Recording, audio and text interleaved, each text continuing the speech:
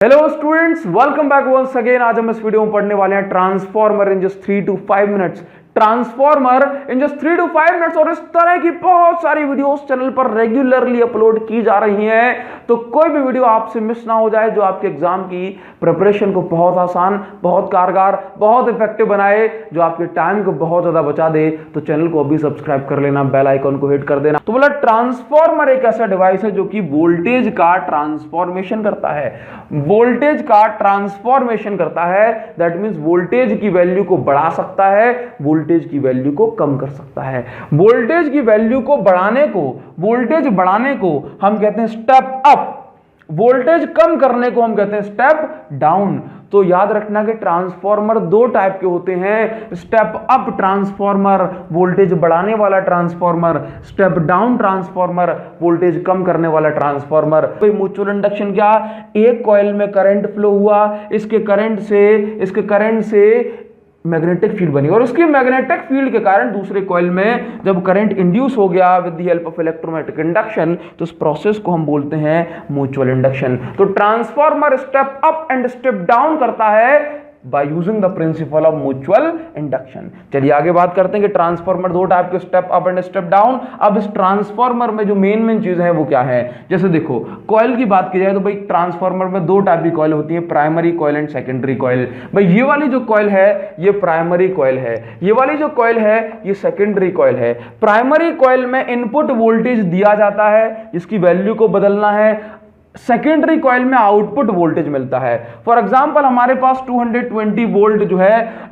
हमें मिल रहा है, 220 वोल्ट की जगह 300 वोल्ट चाहिए, तो ट्रांसफॉर्मर की हेल्प से इस वोल्टेज को स्टेप अप किया जाएगा, स्टेप अप किया जाएगा। तो याद रखना कि अगर आपको वोल्टेज को बढ़ाना है, अगर आपको आउटपुट वोल्टेज को बढ़ाना है, अगर आपको आउटपुट वोल्टेज को बढ़ाना है, तो आपको आउटपुट वाली कॉइल में ज्यादा नंबर ऑफ टर्न्स रखने पड़ेंगे प्राइमरी से।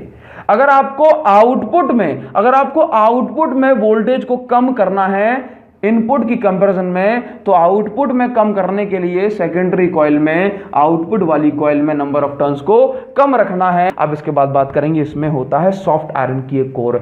ये जो आपने प्राइमरी कॉइल और सेकेंडरी कॉइल देखी, ये सॉफ्ट आयरन की कोर पर बंधी हुई होती हैं। और ये सॉफ्ट आयरन की कोर का यूज क्यों किया जाता है, तो बड़ी ही सिंपल सी बात है कि सॉफ्ट आयरन एक फेरोमैग्नेटिक मटेरियल है। सॉफ्ट आयरन एक फेरोमैग्नेटिक मटेरियल जो किसी भी तरह की मैग्नेटिक फील्ड लाइन को लॉस नहीं होने देता।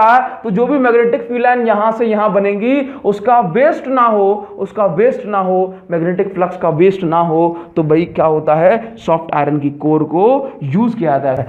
भाई लैमिनेटेड कोर का मतलब है कि एक बड़ा मोटा सा आयरन का पीस यूज करने के बजाय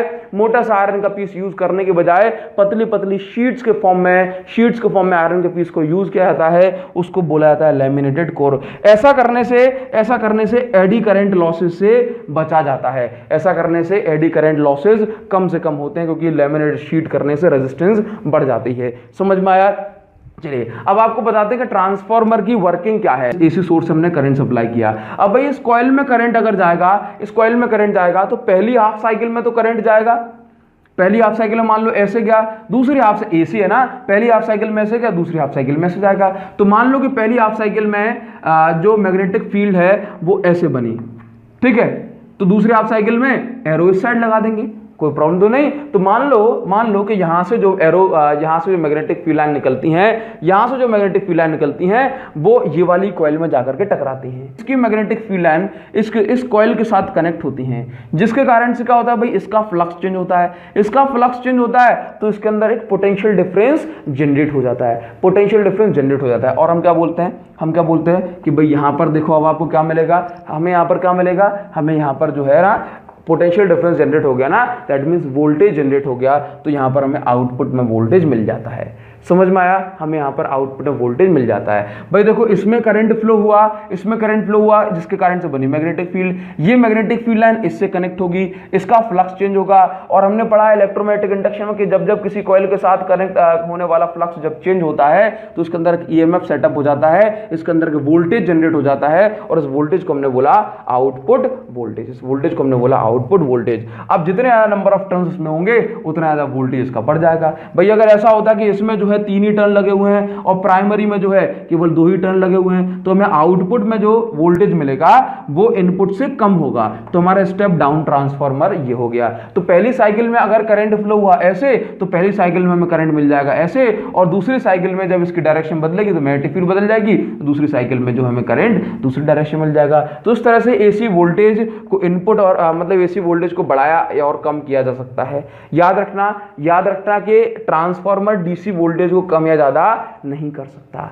समझ में आया? डीसी में उसका जो मैग्नीट्यूड है मैग्नेटिक फील्ड का वो बदलेगा नहीं। तो ये हुई ट्रांसफार्मर की वर्किंग और प्रिंसिपल। इस तरह से हम एसी वोल्टेज को कम या ज्यादा कर सकते हैं। तो आई होप आपको मेरी बात ये समझ में आई होगी। तो कमेंट करके जरूर बताना कि ये वीडियो आपके लिए कितनी यूजफुल रही, कितनी इफेक्टिव रही और आपका इसके लिए एक्सपीरियंस क्या रहा। अगर आप इस मेहनत को थोड़ा सा और ज्यादा स्टूडेंट्स तक पहुंचाना चाहते हो तो इस वीडियो की लिंक को कॉपी करके अपने फ्रेंड्स के साथ जरूर शेयर कर देना। Thank you so much guys, thanks a lot, see you in the next video.